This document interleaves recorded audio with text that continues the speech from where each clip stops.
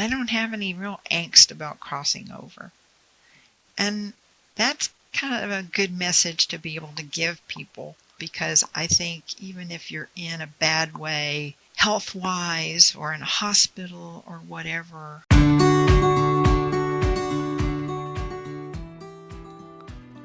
Welcome to the Spirits Beside Us podcast. I'm your host, Chris Lippincott. I'm an ex-Wall Street analyst turned international medium, spiritual teacher, and best-selling author. Each week we'll dive into the fascinating and uplifting arena of the non-physical world to help you deepen your understanding and spiritual connection to the unseen realm. We'll also share a behind-the-scenes look with others who've done the same and speak with experts in the field about their experiences. Pull up a seat and let's dive into these perspective-changing conversations.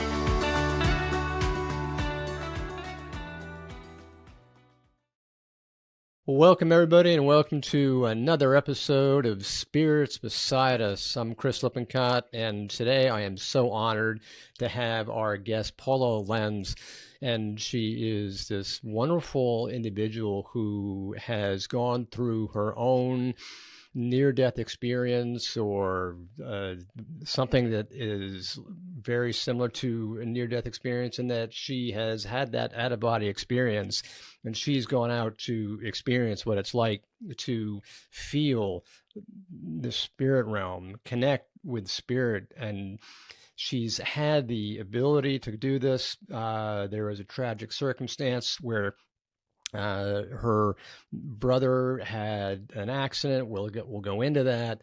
But Paula is an author who has written several books about this and has been speaking about, what transpired, how she's in contact with spirit, and how she's been able to learn from all these experiences as she's gone to the spirit realm, connected with that, and it's transformed her and transformed many people in the process.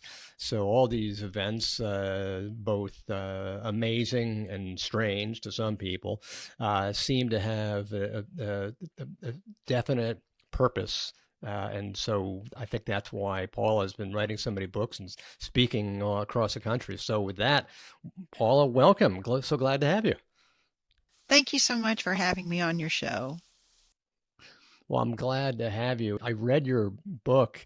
It's Driving into Infinity, and it's just so amazing. Where I don't want to spoil it yet, but it's you're clearly describing how you have this experience with spirit. So why don't we just start? I don't want to give us, like a spoiler alert. So why don't we just start with your background?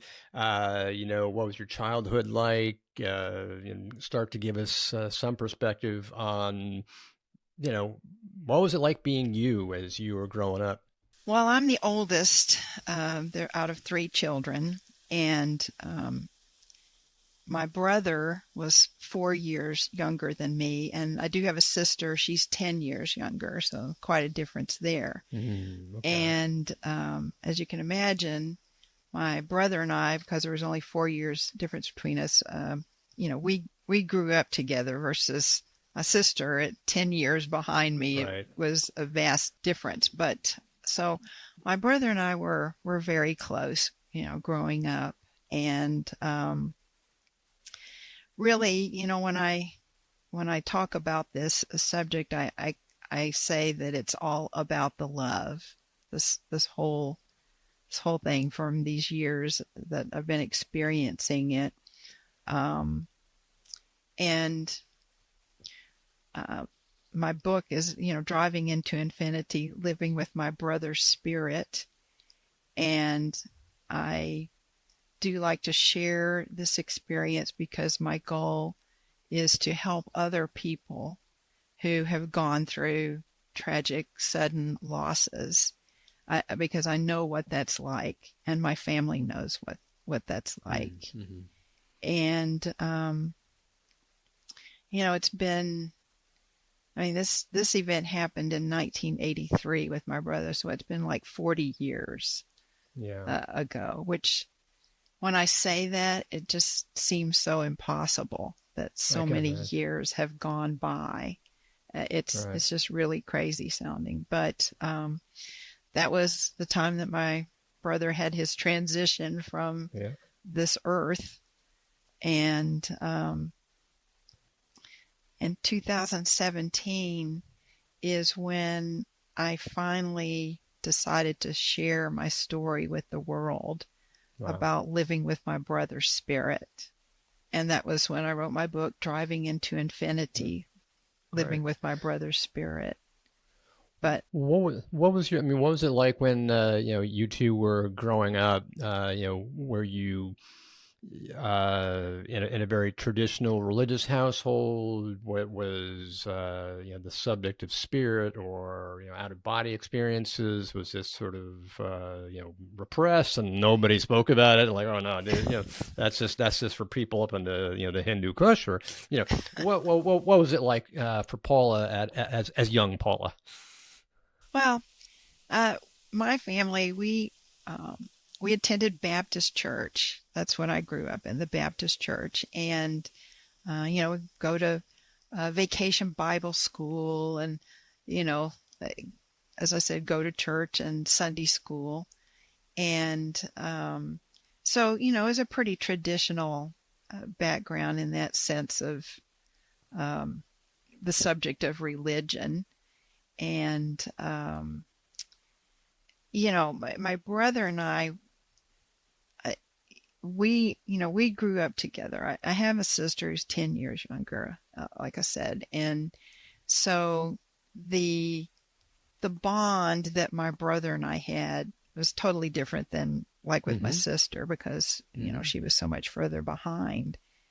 Um, and it's hard for me to believe as I speak, that it's been 40 years now since my brother left this earth. It Right. it just doesn't seem like that's possible.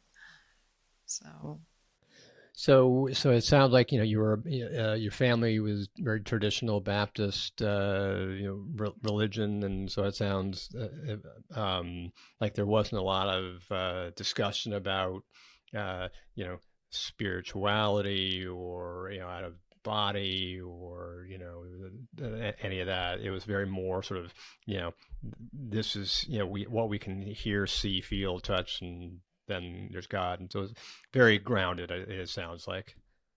yes, exactly. Very, Okay. traditional, kind of straightforward, the Yeah. usual family going to church on Sunday. You're going along, and so tell me about this incident that happened. I mean, I know because I read the book, but tell for for the for someone out there who's listening, describe what happened because I know that your brother had been driving to a construction site, if I recall correctly, and then something happened. So describe what the incident for people. Well, and I can do that. I would like to preface that with a recurring dream that I had Oh, right. Yeah, that the leads dream in up advance. to Yes, I forgot about the that. events that happened. But and so this recurring dream I had. This happened when I was 29 years old, Okay. and that was in 1982. And I had that dream until the fall of like 1983. And so this dream was always the same. And I was outside on these wide, expansive fields, and there were large crowds of people gathering there. And someone near me asked what was happening. And I replied that I heard it was the end of the world. And then everyone was looking up at the sky, and there appeared Jesus. And in the moment that that happened in my dream, I doubled over, almost falling to the ground. And I was experiencing the worst pain of my life, but it wasn't physical pain. It was heartfelt suffering and agony. beyond words for me, even in the dream. And as I doubled over, I kept saying, but it isn't supposed to be this way. I thought the end of the world was supposed to be joyous. And then this dream would suddenly end. And I had no idea what this dream meant or why I was having it. Right. But I'm going to fast forward here to, this is October the 7th of 1983. And I lived in Houston at that time, and I was attending the Greek festival there with a number of my friends that day. And this was held every year there in Houston, and it was a very popular event and very crowded event. And while I was there, I looked across the crowds and I saw my husband Michael making his way through the crowds of people. And so I thought, well, he's here earlier than I thought he was going to be, but I was happy about that. And I smiled and waved at him when he got a little closer. But then when he was right there with me, I saw his face and I knew that something was terribly wrong. I had never seen him look that way. And when he caught up to me, this is in the middle of huge crowds, okay? He put both his hands on my arms. He looked me right in the eyes, and in a trembling voice, he said, Donnie was killed in an accident this morning. Now, Donnie was my brother, who was 4 years younger than me. And his face just crumpled as he spoke these words to me. And when I was told, I had this vision of the earth just falling, and shattering at my feet. And then I slumped down toward the ground, just crying and screaming, no, no, no. And I just told him, I said, get me out of here. I mean, I just had to get out of this crowd. And then that day, I understood what this recurring dream that I'd been having was trying to show me. And it was showing me the Greek festival and the Greek Orthodox Church as the setting. And it was showing me my emotional reaction to the news of his death. Prior to that, I'd never had any precognitive dreams. And my feelings, as you can imagine, during this whole event was I was just destroyed. Our whole family was, because Donnie was really kind of the center of everything. He was really funny and such a nice guy. He had a lot of friends. But, of course, my feelings for this, it was just, the grief was unbearable. And I just didn't know that a human being could cry so many tears. And at the funeral, I wondered how I could possibly continue living after this. It just seemed impossible. But 3 days after my brother's funeral, Donnie came back to me while I was driving. And as it turned out, I was driving his personal truck. He was killed in a company truck. And at the time, my husband and I lived in Houston, but I was staying up in my hometown of Bryan. And so I'm up there for the week. My husband had gone back to Houston, and I was driving this truck that was my brother's, had been my brother's truck, heading toward my grandparents' house. And, again, I was by myself and taking these flowers out to my grandparents. And so this trip takes maybe 10 to 15 minutes. But halfway there, as I'm driving, this strange thing began happening to me. I suddenly developed 360-degree vision while I'm driving. While I you're could see driving. everything around me. And I had no idea what was happening to me.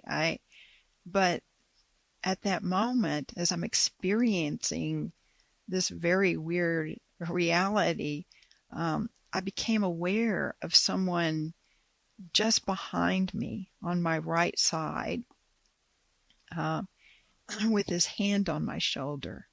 And I realized and I saw that it was Donnie.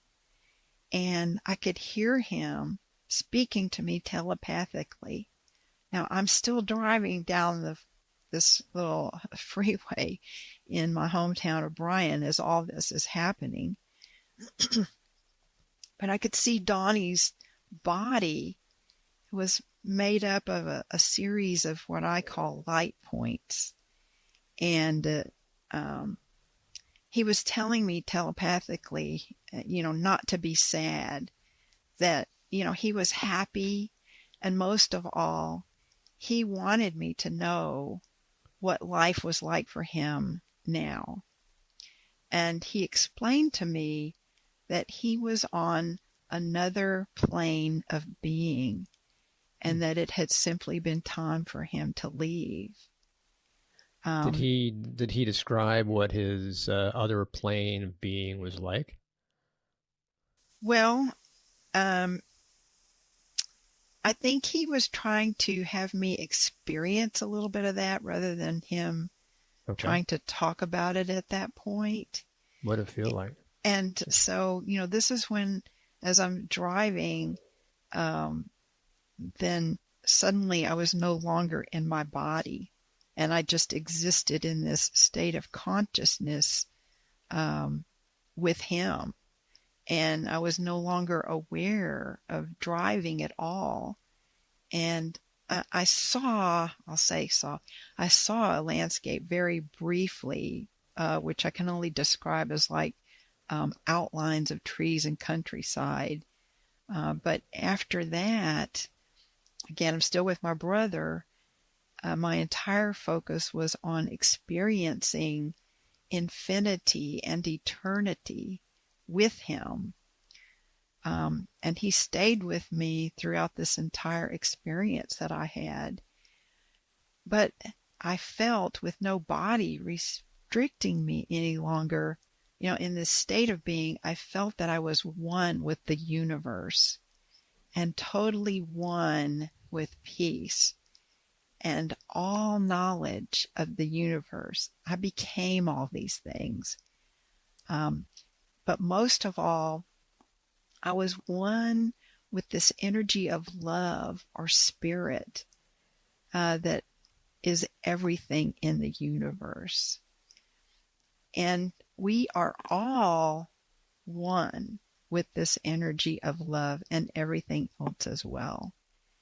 And I understood during this experience that spirit, this love, is the all-encompassing, caring, and creative element of the universe. And I also understood through this experience that there is no separation of anything from this all-encompassing spirit. We may think that we're all separate, but we're not. All we have to do is open up to spirit, allowing this supreme consciousness and love into our own consciousness to have this full realization of who we truly are.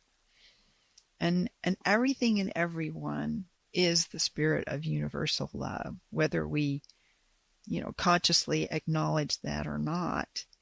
And everyone is connected throughout the universe, even though it appears differently to us. But this was the truth that I experienced.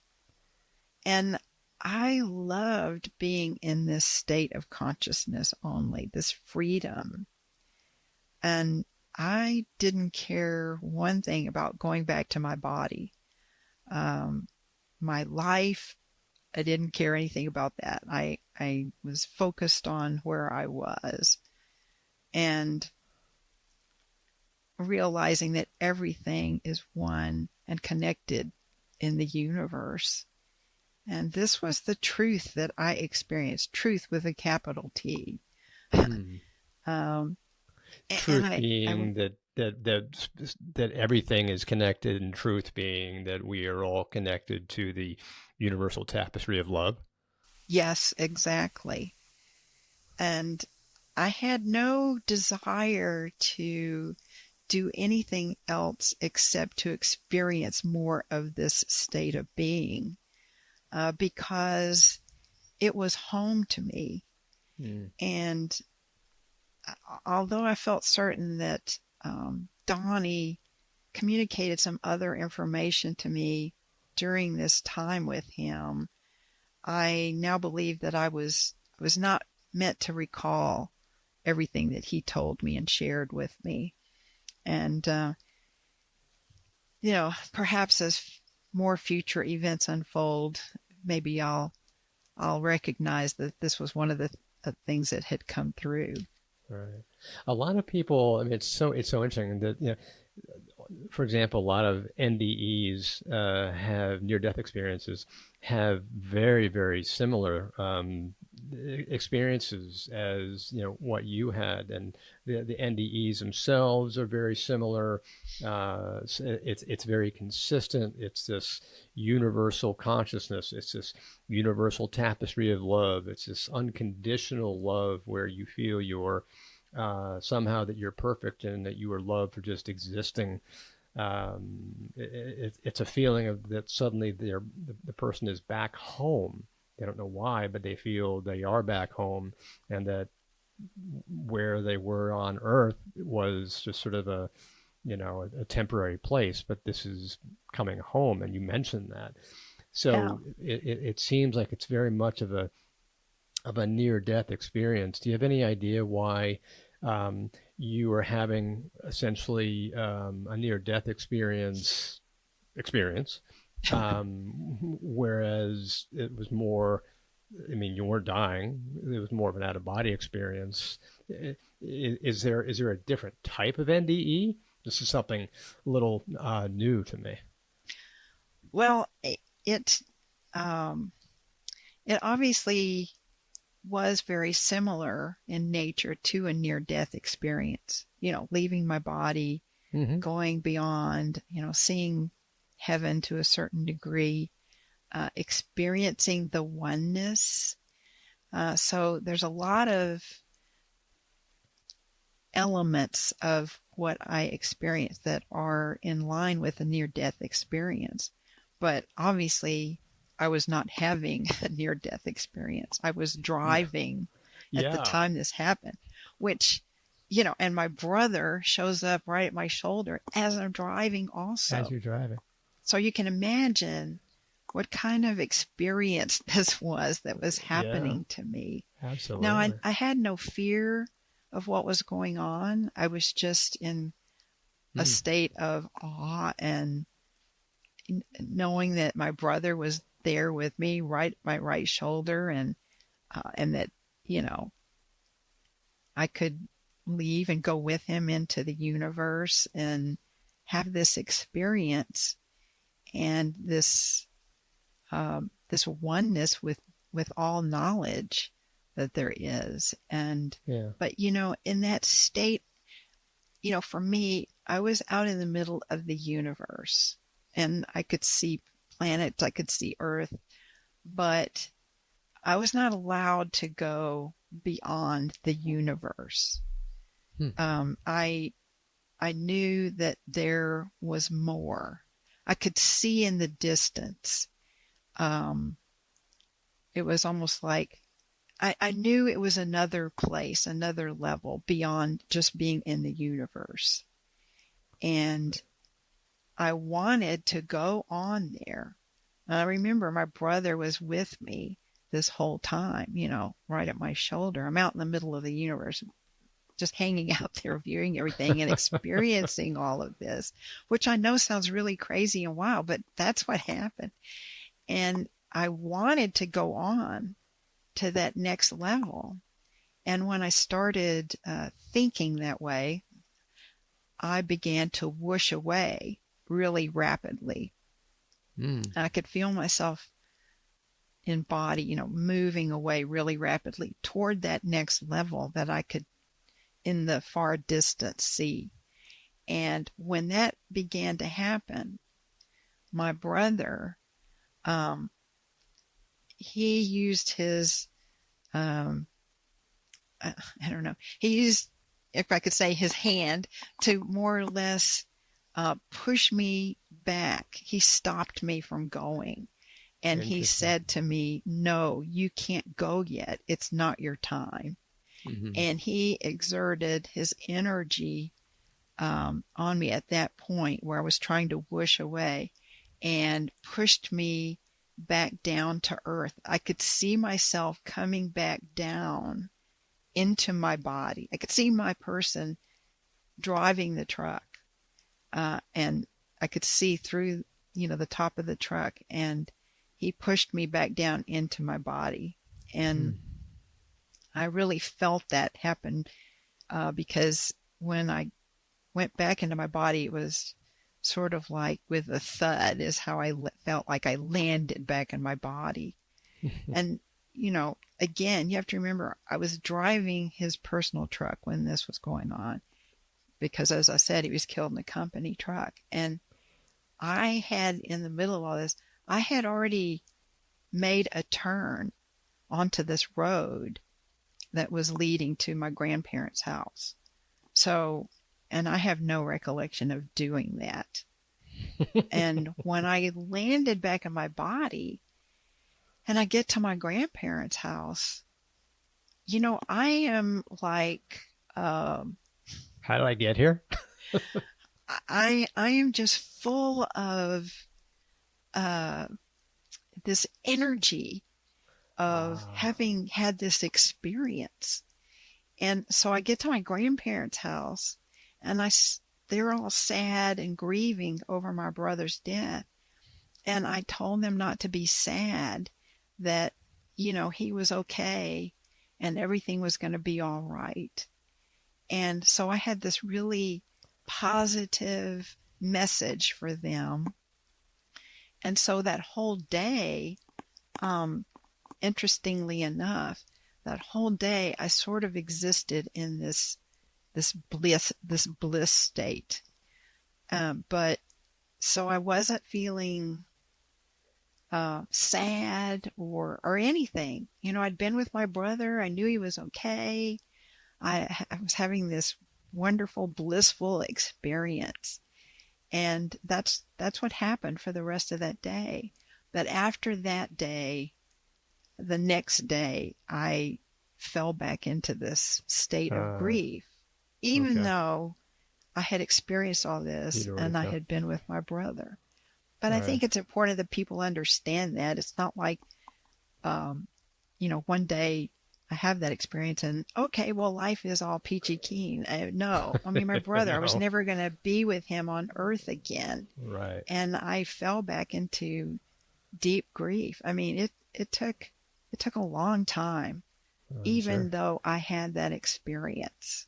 It's so amazing because you were also describing what you were seeing in, I'll refer to it as the afterlife, for lack of a better phrase. You were talking about, you were seeing the fields, you were seeing, the trees, the green grass, what have you, everything that kind of looks like Earth, but it's just, as they refer to it, as the summerlands, because it's just constantly bright, it's constantly alive, it's constantly vibrant.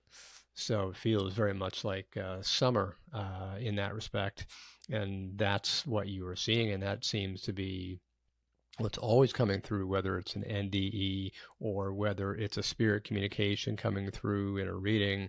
They're always describing that same background, that same environment in which they live. And it's that loving vibration that they express from where they are, and that's the constant message. And it sounds like your brother was not only saying that, but also showing you that. And what you also mentioned, and was really fascinating, was how powerful thoughts are. You mentioned that you started thinking that you wanted to go see more, and in a split second, your thought was taking you to that place, which shows you the power of our thoughts. Our thoughts can have us go places, do things, move. It's the energy of thought. But when we're in the physical, we don't manifest that. We don't realize that.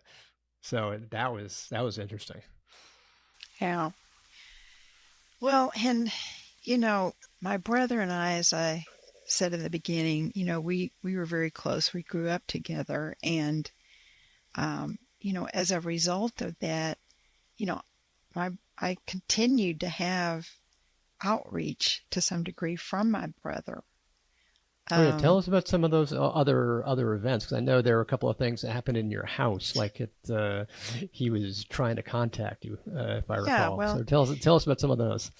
yeah, I mean, at the time of his death, my husband and I lived in Sugar Land, Texas, and my brother had spent one summer there with us when he was in college.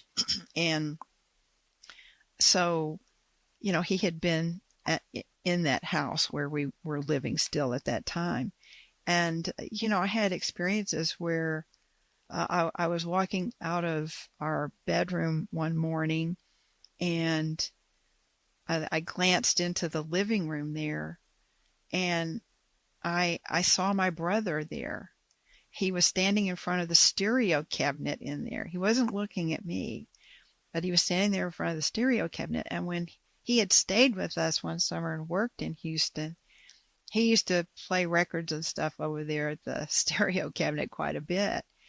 Also, in the dining room, I would come home from work, and there would be this one chair pulled out in our dining room, which was kind of a formal dining room, and we didn't spend very much time in there. We had a breakfast table where a lot of times we would eat, or go to the TV room and eat in there. But in that dining room, I'd come home from work, and this chair that he had sat in at the dining room table when my then husband, they would get in there late at night and play this crazy electric football game and make all kinds of noise. And so the chair that he used to sit in when they were playing that chair would be pulled out so many times when I would come home from work. And I would, push the chair back in, but then it, many times it was pulled out again. And so other things happened. For example, in this small TV room that we had, there were two very tall bookcases in there. And again, my brother had been in there before.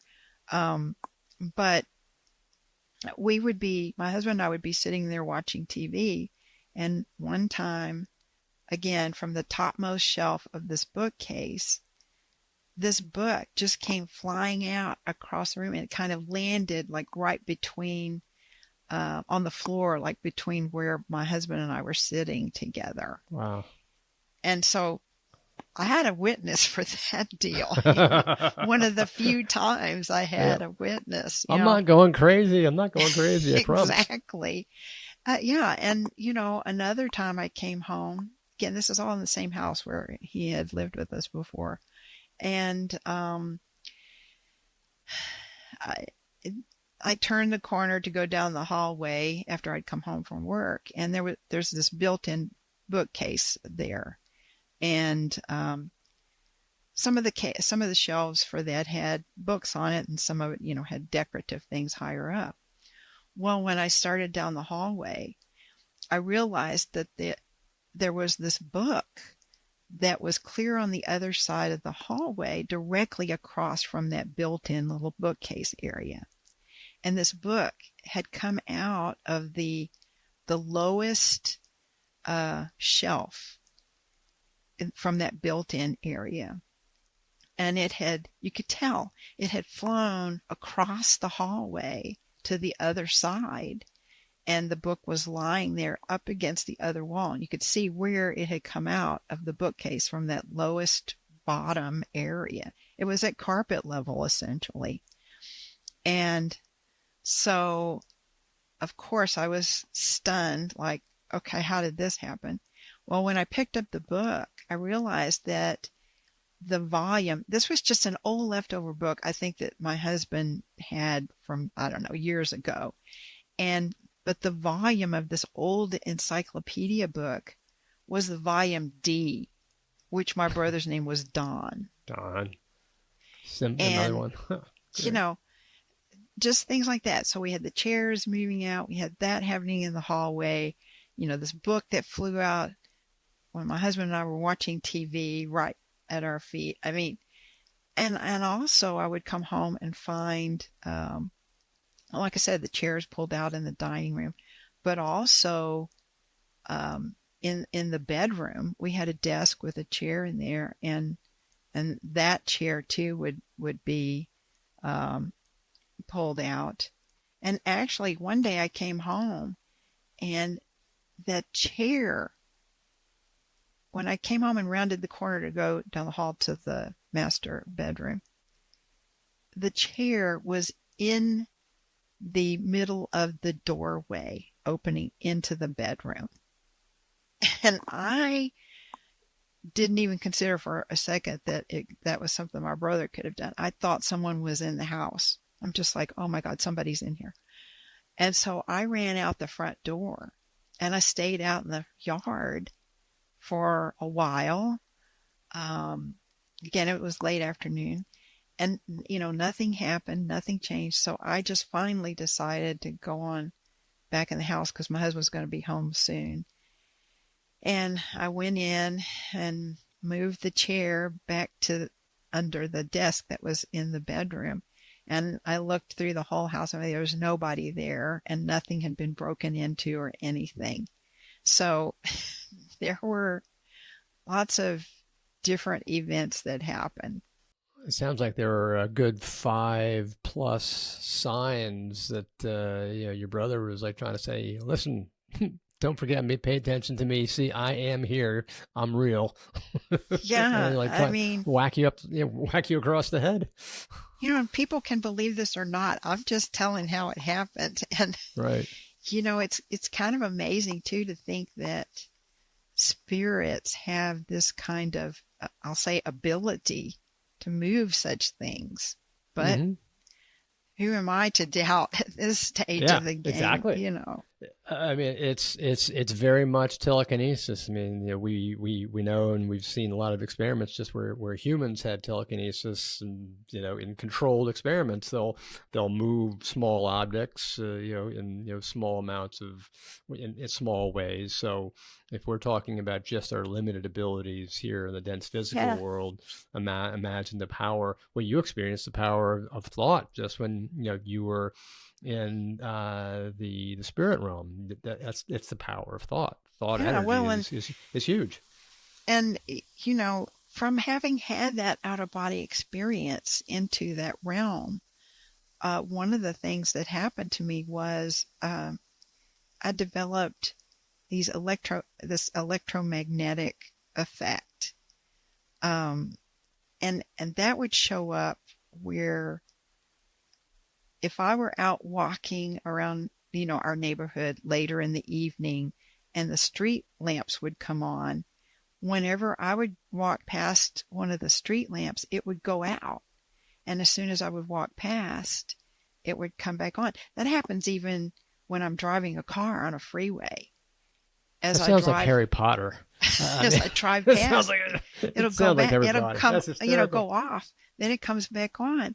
And that's some sort of electromagnetic effect that I had after my experience with him. Absolutely. And, plus having had that out of body experience with my brother, I mean, my intuition and kind of knowingness increased. And I sort of became more in tune and psychic with things that, would be coming up. But, there were other after effects for me that, these changes I had. And, some of those were like this compulsion after my experience to read about spiritual matters. Um, and I also had this, gravitation away from organized religion and, more toward a deep secular spirituality. I didn't have any fear, I still don't, of what we call death, because death doesn't have that same picture for me that, most people have when you're growing up. Yeah. And I Would you say that as a result of that, now that you experienced what's on the other side, you've experienced essentially what it's like to have experienced a transition, so that you were on the other side.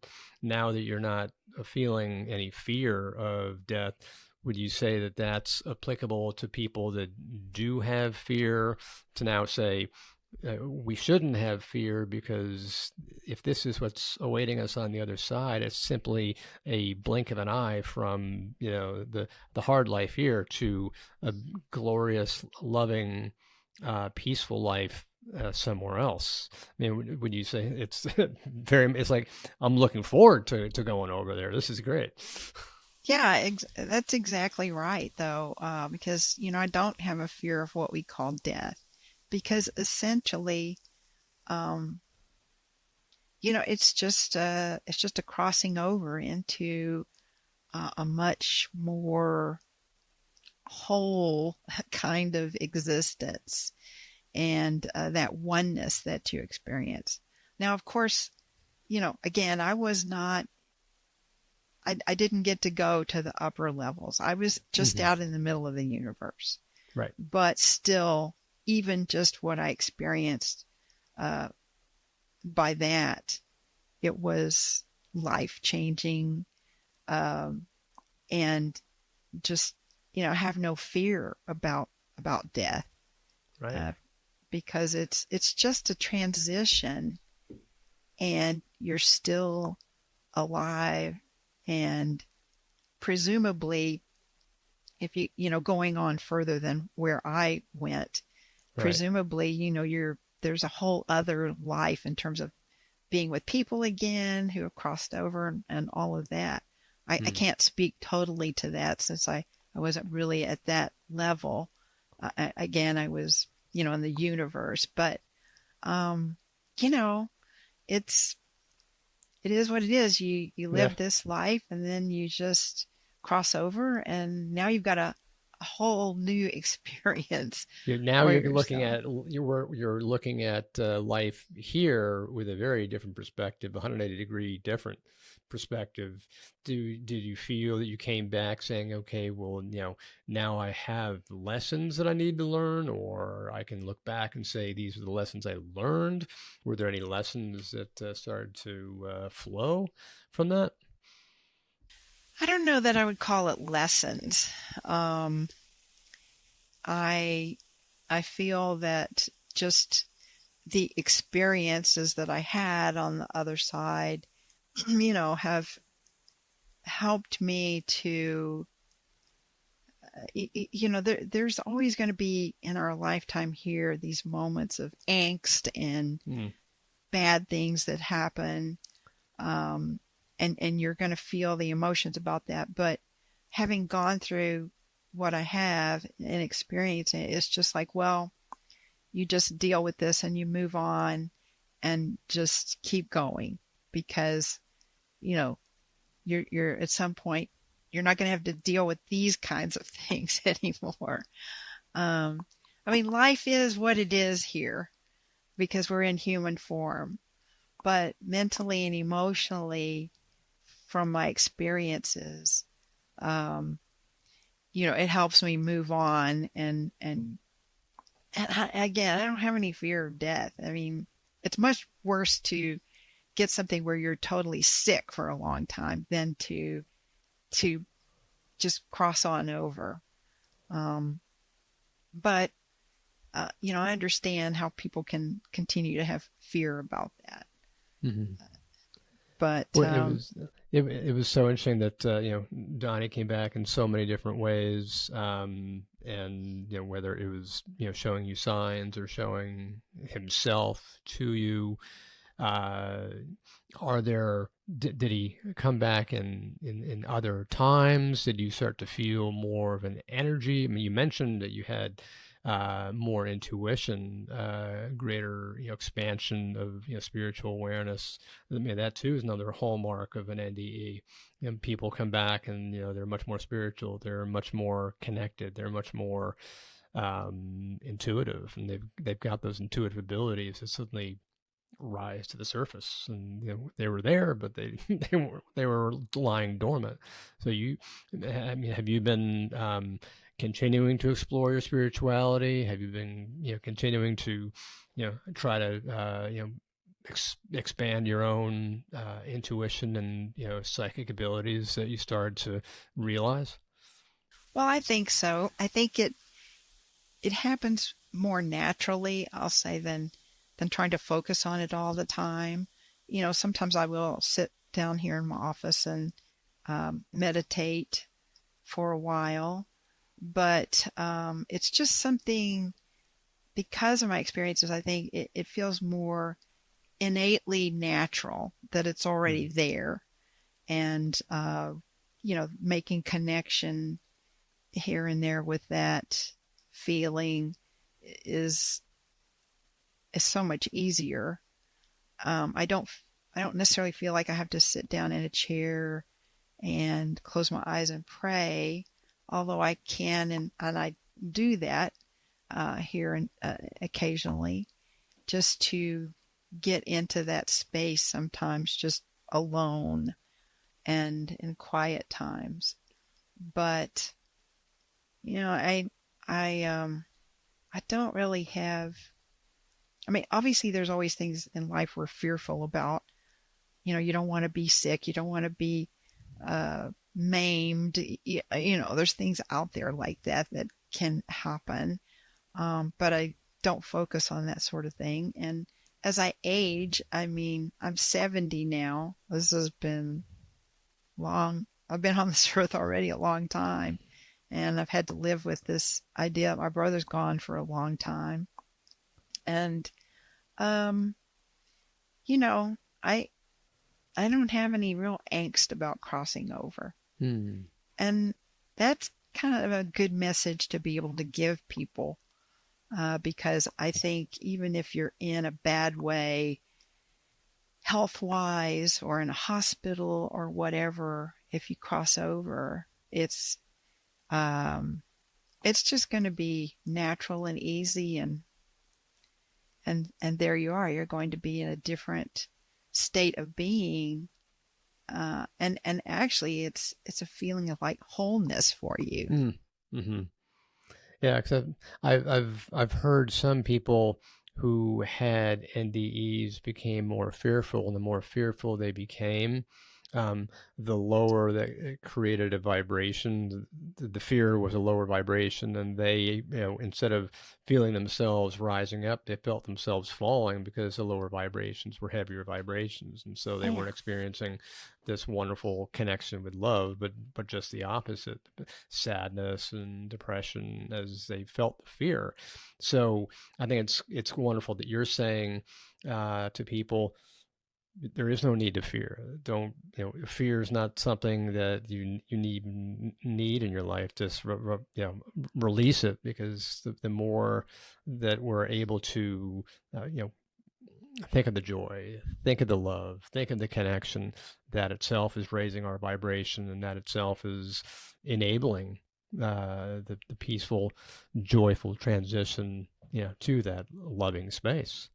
Yeah, well, and I kind of like to just mention some of these after effects that I had from this NDE, because it kind of relates to some of what you're saying. But after I had this experience with my brother, and of course I've had, as I said, signs around me at times that he's right here, like in this very office where I'm sitting, across from me, these tall bookcases.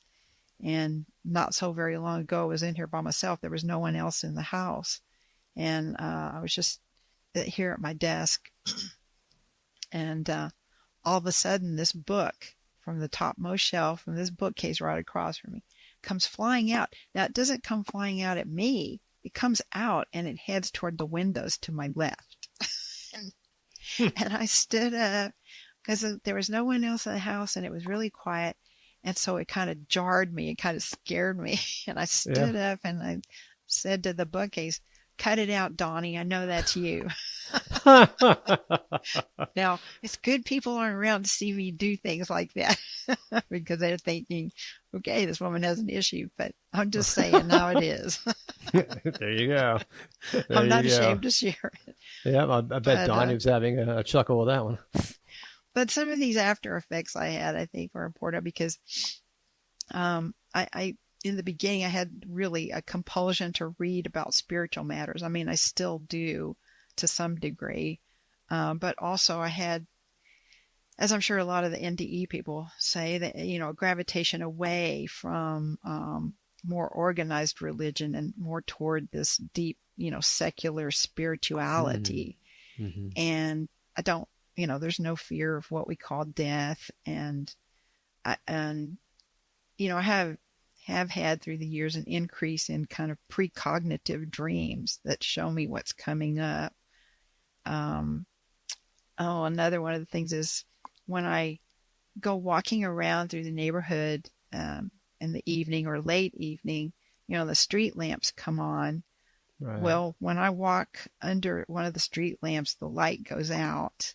Yeah. And then once I pass by, they come back on. So there's some kind of energy or light that's being emitted from me. Yeah. And the light picks up on that, and so it goes out.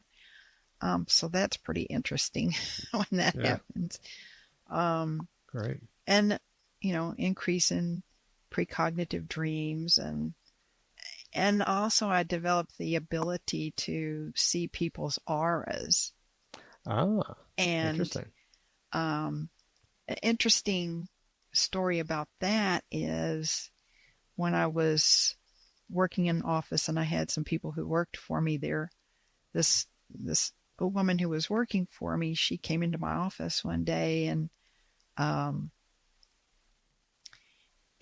we're just talking, and all of a sudden I see this huge aura around her, and it was kind of muddy colored. And I was completely taken aback that I was seeing this. And so this gal worked for me, and, we had a good relationship. We were close in age and everything. But I told her, what I was seeing, and that I thought maybe, she should see a doctor or something because it was muddy colored. Yeah. And which is not very good. Yeah. And she did go to the doctor, and she did end up having some issues, some illness issues, but she recovered. And so that was pretty interesting. But because, I could see her aura suddenly. Was there one? I remember in the book you were talking about an aura that you ultimately saw that was like deep green and that was really affecting you. I seem to remember something about that, where you were picking up on somebody's aura. They had gone to see a special life doctor or life energy, and they came back and you noticed their green energy or their high energy, and sort of give you tears or something. And that was the same woman I was talking about. Same woman? Oh, all right. Because she worked for me, and she, so I had seen her when she developed her aura, but then she did have some health issues, and that part of that was that I was able to see those dark areas, and I told her about that too, and she did have some problems for a while, but eventually she got over those. But I did see that the dark areas, that there was something going on there. So yeah, I mean, But, I, honestly, recently I haven't really taken a lot of time to try to see people's auras. I used to do a lot more of that than I do now, but of course I'm retired, not in an office situation and things like that. Um, Sure. but so it happens Well, on great. occasion. Yeah. But Well, I mean, Paula, what would you say to a listener who is, is so, interested in this, or maybe they've got issues themselves, or they're curious about it. What would you be? What would, let's say, one important recommendation or a suggestion you might have for a listener, based on everything that you gain from your experience connecting with spirit? well, for people who are experiencing, some sort of issue or sickness or whatever, I would say don't be afraid to seek out people who do energy healings or um, because that's the other thing. This friend of mine who, I saw her come into her power. She is able to, through her hands, use this energy to help heal people of Hmm. particular things. And, I'm sure a lot of people out there just kind of blow off that sort of thing and say, oh, well, that doesn't work or whatever. But there are very gifted um, people out there who have energies that come through their hands, healing energies. Um, of course, you have to be careful who you select, or Sure. you'd have to talk to some people and find out You have to ahead be of very time. discerning. Yes, that's the good word, discerning about those things. But I've seen that happen. Again, this woman who Hmm. came into that, I saw her aura and stuff. Wow, that's great. She became a Hmm. healer. She used through her hands this energy that comes through. Wow. Um, and again, the problem with a lot of human beings is, people don't want to look like fools and just believe in anything. And so therefore they sort of have a tendency to discount any belief about such things. And I get that in terms of, you don't want to go to some charlatan or something who's just Right. faking it. But there are genuine people out there who have energy healing powers that come through them. And you just have to, as I say, be discerning. Right. Yeah, And, exactly. and this friend of mine who came into those powers, I mean, I used to go to her fairly regularly for, Reiki Hmm. treatment. And Hmm. even where I am now, I've had Reiki treatment here and there. I don't have them as much as I did Yeah. when I was younger, but Okay. um, yeah, Well, great. it's a good thing. Well, super. Well, Paul, thank you so much. This has been wonderful. I loved hearing your story, hearing your experience, your beautiful connection with spirit, your brother, the afterlife, your out of body experience, how it affected you, how you continued to have effects after your experience, how you continued to reconnect with your brother, with all, and how, or perhaps I should say, how your brother reconnected with you. Maybe that's even better. And how your intuition grew, your energy uh, abilities also started to pick up. Just being able to see auras, etc. So that's wonderful. So definitely, thank you for all that, and I'm sure our listeners thank you for all that. How can people get in contact with you if they're curious or they want to reach out to you? Well, I do have a website. If you type in, www.paulalenzauthor.com, and pretty sure on there at the end of, like, maybe the last page of the internet, there's a way to type a message to me. Okay, great. Um, and Yeah. yeah, that's probably the the best way. That's the best way. Okay, good. Pleasant, Yeah, so that'll visit the website there. perfect. Perfect. Yeah. So that'll be in the show notes. So yeah. So your book will be in the show notes. Your website will be in the show notes. Actually, a couple of your books are out there. So all that will be in the show notes, and that'll be wonderful. So again, I thank you so much for being with us and joining us and explaining your beautiful experience you had, dramatic experience that you had, and shared with us. So thank you so much. Thank you. Appreciate it. Well, great. Well, everybody, thank you so much for joining us today on Spirits Beside Us. Hope you enjoyed it. And if there are topics or things that you'd like to hear about or people you'd like to hear from, definitely drop me a line. Let me know, what you'd like to hear.